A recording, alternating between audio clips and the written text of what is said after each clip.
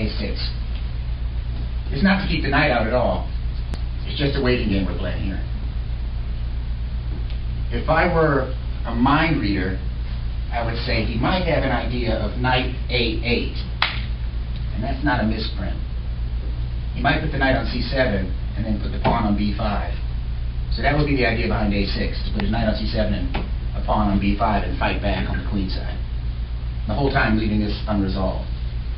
So that could be what he had in mind, a long-term idea. But I don't think he has that kind of luxurious time.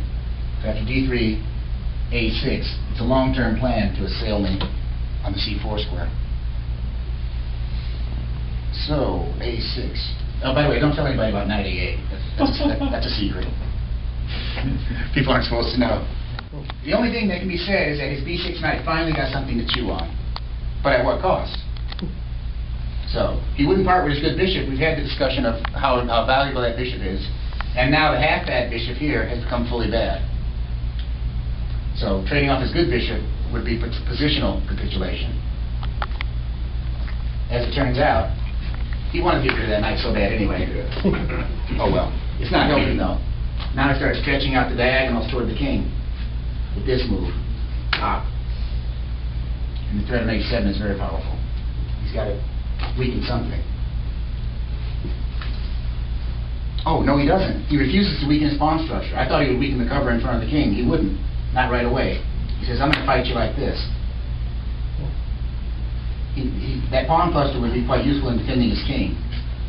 And so, if I trade, he takes back and the pawn cluster is okay. And that's when I finally decided. Frankly speaking, if he could play without this pawn, he probably would. He'd be like, I'd rather be down a passed pawn than to have this blockade that's about to occur. At least he would have a useful diagonal. But after my next move, I make sure he can't even gambit a pawn. I seal the position completely. And now, except for the rather feeble b5 shot, he's not going to be going far. The weakness of f6 precludes any kingside moves. I own the kingside.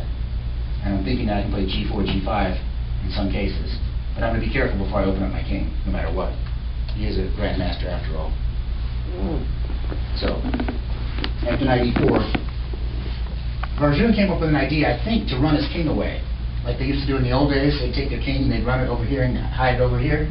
So, but it's a long run. It's a marathon. But even before you start running, though, there's a problem with this pawn over here. So, but he sees this impending g4, g5 nonsense coming, and break in with knight f6 check or do something on this pawn.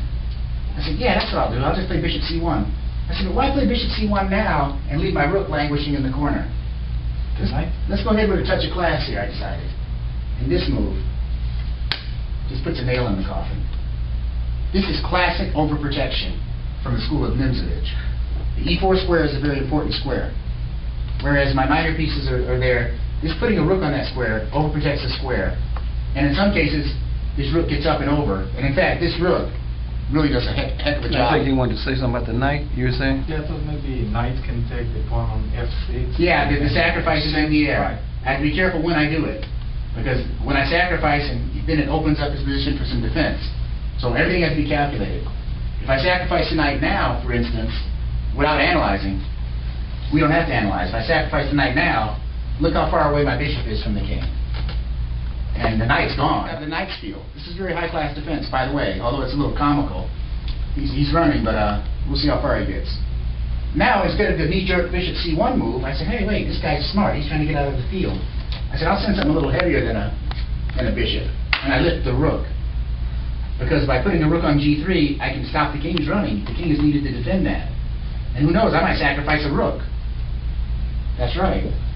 Anything to take the clothes off that king, so rook e3 now is a very powerful move. And he went ahead with king e8. His plan is revealed. Smart guy, huh? So with that rook g3, he has bishop f8. And the king side comes together. Yeah. He stitches it together. And then the king can continue on its long-winded run. So I said, hey, this guy is smart. Okay. Like the rook e3, king e8. I just waited. Bishop c1. I'm like, go ahead. Put your bishop back on f8 if you want. First of all, I'm not attacking the g-pawn.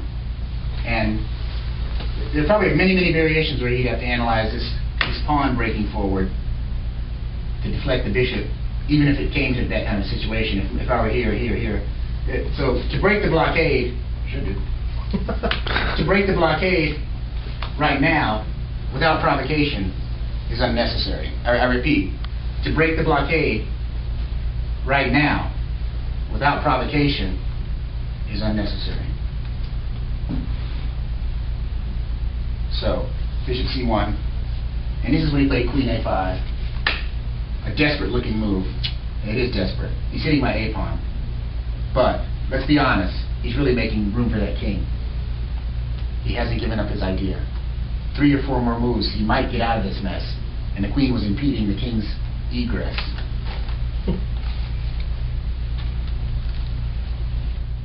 Telegraph. Oh, it's for the newspaper, the London Telegraph. The arts. It says, I'll read the whole thing, it's not long. The world champion, Vladimir Kramnik, can make $1 million as he plays Emory Tate. No. As he takes on the chess playing program Deep Fritz for a second time in a 6-game match to be held from November 25th to December 5th at the German National Art and Exhibition Hall in Bonn. Kramnik's start money will be $500,000, and a match victory will double that. Deep Fritz is billed as the world's strongest chess program, and Kramnik battled to a draw in a match in Bahrain in 2002. Your correspondent, that's Malcolm Payne, your correspondent was technical director for the first half of that match, and the feeling was then that Kramnik should have won. He was 3-1 ahead, but tired in the second half. However, since then, Kramnik has had health problems, obstructive phase. I don't know that d6 has the same impetus. So, this is the end now, after bishop takes h6. But that d6 and queen sack line is very artistic. Although the computer doesn't know it's artistic. We humans can't appreciate it. Bishop takes h6, exclam. And he says also the queen sack thing. That's if he took on a2 though. Would he really take on a2? It's no. But after this, he's compelled to take action. And now check. And I put his king in a horrible discovery. Boom.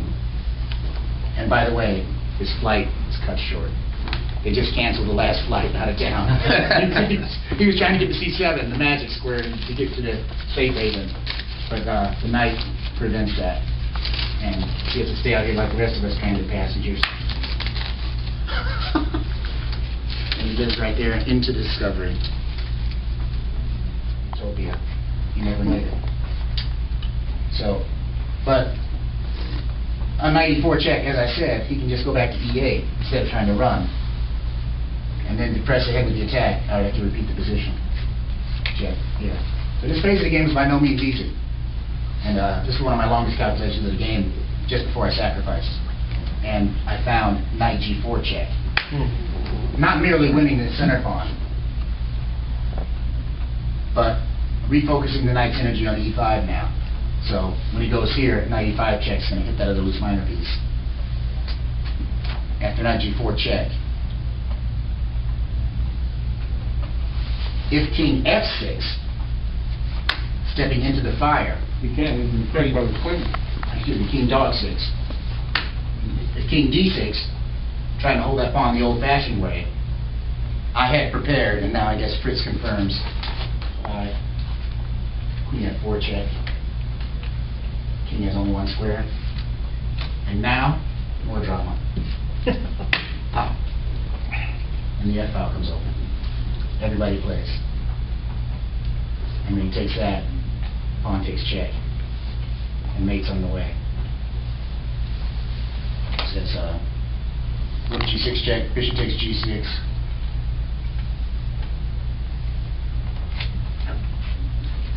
Takes back here, check.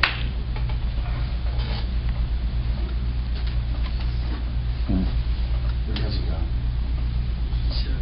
If he goes to d7. If he goes to g7, I check here and then mate here with the pawn. Just protecting me. If he goes here, looks like pretty simple to just go queen here, check. And let the rook invade on f7 next. That should do it. We can golf up the knight if that's made on the spot. It's like in the last game we just showed that brilliant tactical game. Instead of playing rook to c2 and winning and letting the guy cough it up like that, well, from an aesthetic point of view now, queen e1 takes away all of his toys. He's going to lose his queen. She's got to be traded on the spot. and without a queen to resist, and with further simplifications coming down the e-file. And finally, it's an echo variation that my queen is now on the second time in the game on e1. And that's an unusual square for the queen. So queen e1, and now back queen e1. It's a crowning move, and the game was over after queen takes queen. Takes queen. And the rooks stand firm. 3 extra pawns.